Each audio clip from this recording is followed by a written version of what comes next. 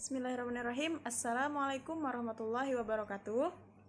Perkenalkan, nama saya Nur Azizah, NPM 30619566120.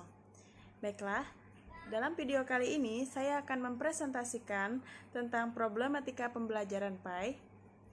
Di sini saya akan memenuhi tugas kuliah Public Speaking dengan dosen pengampu Ibu Yulida Hermaniar MP. Langsung saja, saya akan menjelaskan tentang problematika pembelajaran PAI.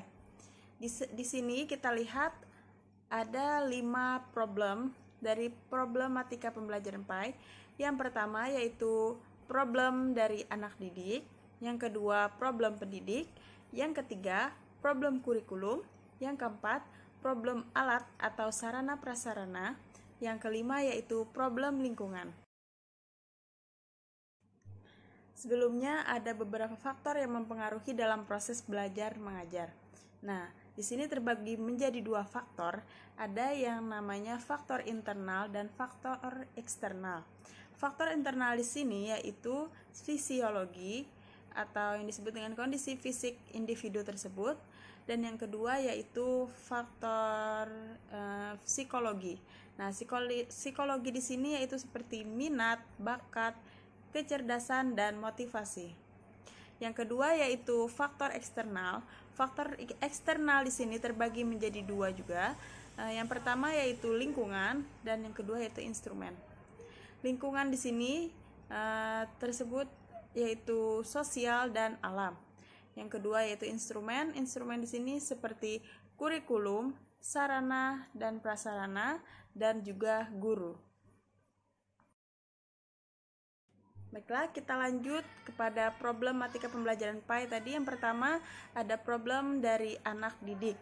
Nah, di sini ada permasalahan yang ada pada peserta didik, seperti kurangnya minat belajar agama dan adanya perbedaan tingkat pemahaman, pengalaman, serta penghayatan dari nilai agama di antara peserta didik.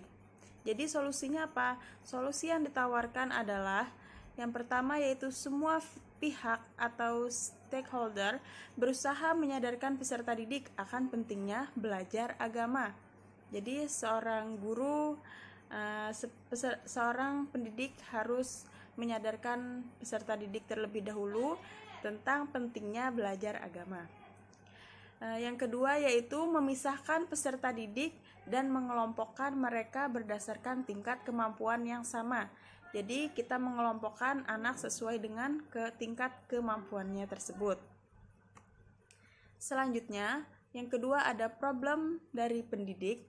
Nah, di sini seorang pendidik tidak dapat menanamkan jiwa saling mempercayai dan persaudaraan terhadap anak didiknya. Seharusnya seorang pendidik harus menanamkan jiwa percaya diri terlebih dahulu kepada peserta didik tersebut. Yang kedua di sini tidak adanya kerjasama antara pendidik dengan orang tua anak didik. Nah, sehingga menimbulkan pertentangan antara pembelajaran yang disampaikan pendidik di sekolah dengan pembelajaran yang dilakukan oleh orang tua di rumah. Harusnya di sini kita sebagai pendidik dan orang tua peserta didik harus bekerja sama dalam mendidik atau mengajari anak tersebut. Yang ketiga yaitu banyaknya pendidik yang kurang memiliki rasa pengabdian yang tinggi. Dikarenakan apa? Kurangnya perhatian pemerintah terhadap kesejahteraan pendidik yang harus diperhatikan. Nah, jadi kita sebagai seorang pendidik harus memiliki rasa pengabdian yang tinggi, bukan cuma hanya mendidik, tetapi kita juga mengabdikan diri untuk anak-anak didik kita dan di sekolah. Lalu yang terakhir, problem pendidik yaitu pendidik merasa dalam pembelajaran pendidikan agama Islam hanya mempunyai tugas mengajar, dalam artian menurut mereka ketika menghabiskan bahan pelajaran tugas mereka sudah dianggap selesai.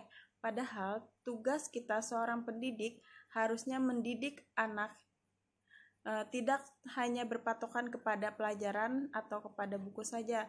Nah, yang ketiga di sini ada problem kurikulum. Nah, problem kurikulum di sini terbagi menjadi 3. Yang pertama yaitu terlalu padatnya program yang mengakibatkan tidak terlaksananya tujuan dari program yang direncanakan. Yang kedua yaitu kurangnya jam pelajaran yang digunakan untuk menyelesaikan materi pembelajaran pendidikan agama Islam.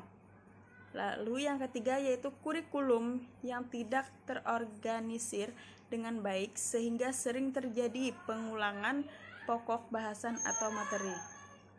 Maka dari itu kita harus menyusun program pembelajaran dengan baik sesuai dengan kurikulum sehingga kita bisa mengajarkan mendidik anak dengan baik dan sesuai dengan kurikulum tersebut. Selanjutnya adalah problem alat atau sarana prasarana dalam pembelajaran. Nah, dalam memilih pembelajaran pendidikan agama Islam ada beberapa faktor yang harus diperhatikan. Antara lain yaitu tujuan apa yang akan kita capai dalam pembelajaran tersebut. Yang kedua yaitu alat mana yang tersedia atau cocok digunakan dalam pembelajaran tersebut sehingga kita bisa memilih metode atau strategi yang baik dalam pembelajaran tersebut.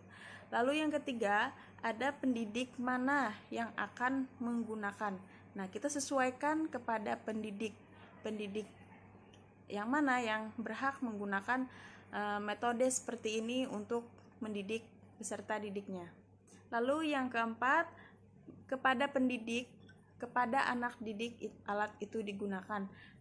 Nah, selanjutnya adapun problem yang datang dari alat pembelajaran pendidikan agama Islam tadi antara lain yaitu yang pertama ada seorang pendidik yang kurang cakap dalam menggunakan suatu alat pembelajaran sehingga pembelajaran yang disampaikan tidak dapat dipahami oleh anak didik tersebut.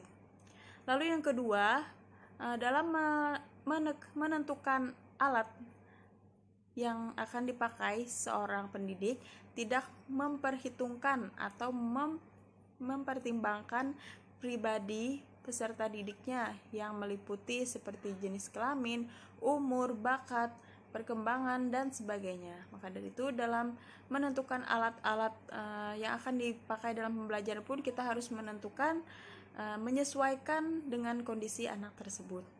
Lalu yang ketiga ada hambatan yang lainnya terletak pada ruang dan waktu. Nah, di sini artinya seseorang pendidik kurang mampu menempatkan waktu yang tepat dalam menjelaskan pelajaran tersebut. Nah, misalnya di waktu siang ketika udara panas, pelajaran yang menguras pikiran tidak tepat untuk diberikan kepada anak didik. Dan yang terakhir yaitu ada problem lingkungan pembelajaran.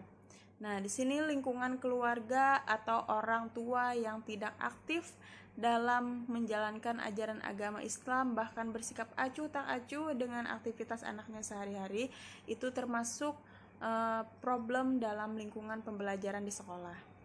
Lalu yang kedua, lingkungan masyarakat sekitarnya yang merupakan tempat hidup anak didik dalam bersosialisasi bukanlah masyarakat yang agamis, melainkan masyarakat yang abegan, yang tidak agamis seperti itu. Jadi lingkungan masyarakat pun juga sangat mempengaruhi dalam pendidikan agama Islam di sekolahnya. Dan yang ketiga yaitu lingkungan kawan sehari-hari sering disebut sebagai lingkungan pergaulan yang tidak baik, dapat mendatangkan pengaruh negatif yang sangat kuat bagi peserta didik. Baiklah, mungkin cukup sekian presentasi dari saya.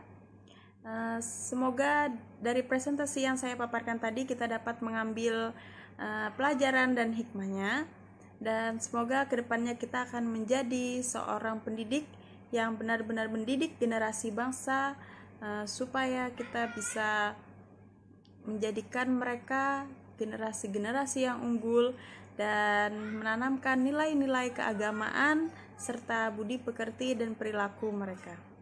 Mungkin cukup sekian presentasi dari saya. Salah hilap mohon maaf. Akhirul kalam. Assalamualaikum warahmatullahi wabarakatuh.